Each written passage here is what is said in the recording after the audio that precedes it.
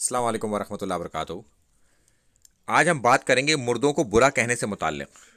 तो इमाम बदरुद्दीन ऐनी हनफी लिखते हैं उस हदीस को एड्रेस करते हुए जिसमें मुमानियत की गई है मुर्दों को बुरा कहने से मुताल्लिक़। तो वो लिखते हैं, अगर ये कहा जाए कि मुर्दों की बुराई कैसे जायज़ है,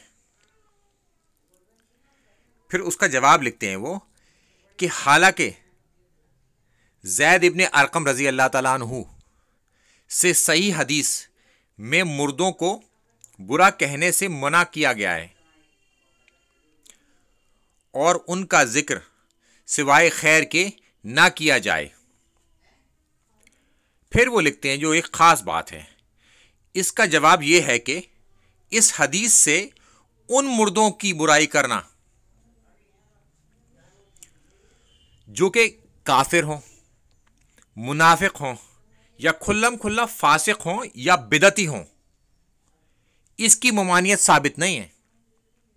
क्योंकि हम उनको जो बुरा कह रहे हैं तो उनके अमल को बुरा कह रहे हैं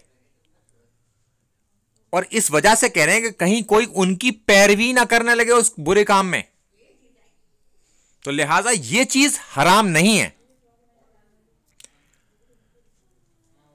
तो अब हमें इस बात से यह पता चलता है कि हम किसी को बुरा कह सकते हैं, उसके अमल को बुरा कह सकते हैं। एक्चुअल में जब हम किसी को बुरा कह रहे होते हैं तो उसके अमल को ही बुरा कह रहे होते हैं। तो हम यह काम कर सकते हैं कि अगरचे वो शख्स काफिर हो, मुनाफिक हो या खुल्लम खुल्ला फासिक हो या बिदती हो, तो हम इसलिए उस अमल को बुरा कह रहे होते हैं कि कहीं लोग उसकी पैरवी ना करने लगें, तो उसकी बुराई को जाहिर कर दो ताकि और ये पता लग जाए लोगों को कि ये काम गलत है, इस काम को नहीं करना, इस काम से बचना है। अस्सलाम वालेकुम वरहमतुल्लाहि वबरकातुहू।